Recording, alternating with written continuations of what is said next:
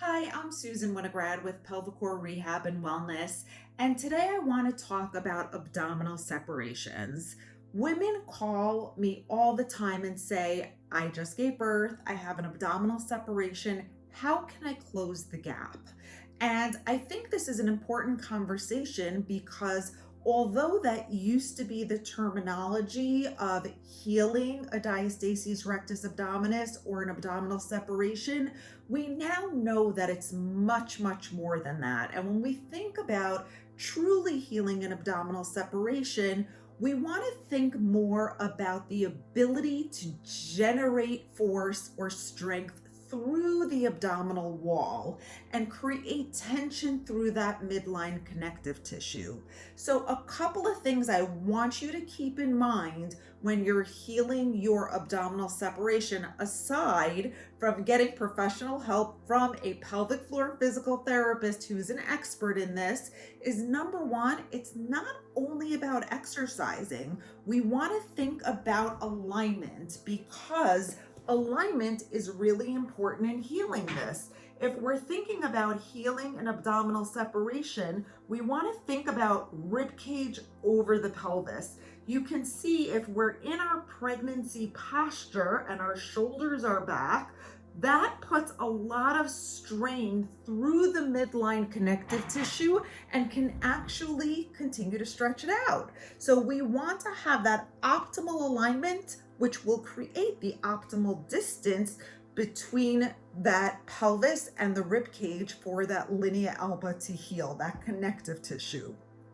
The next thing we want to understand is that it's not only about your abdominal floor, your abdominal wall, it is also about your pelvic floor. And that's because they're both part of your deep core system.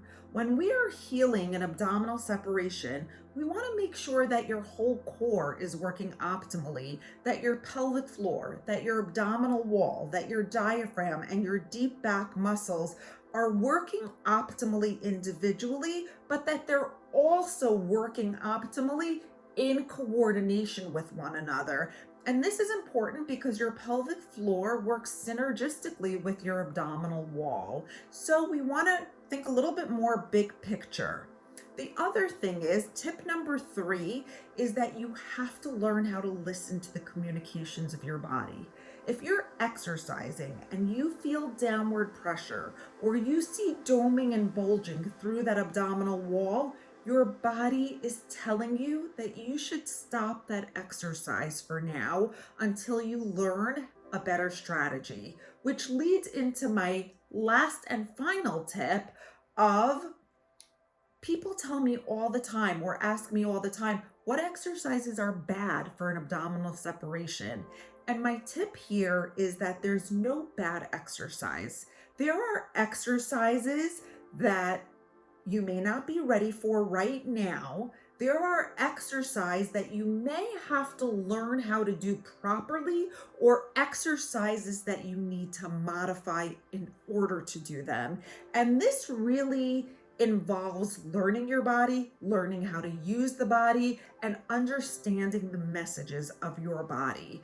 So, if you are a woman or a man for that matter, I've seen men with abdominal separations as well, and you really want to heal it optimally, it's not all about the abdominal wall. It's about generating strength through abdominal wall functionally, but also zooming out and looking at the big picture and see how everything's working together. I hope this was helpful.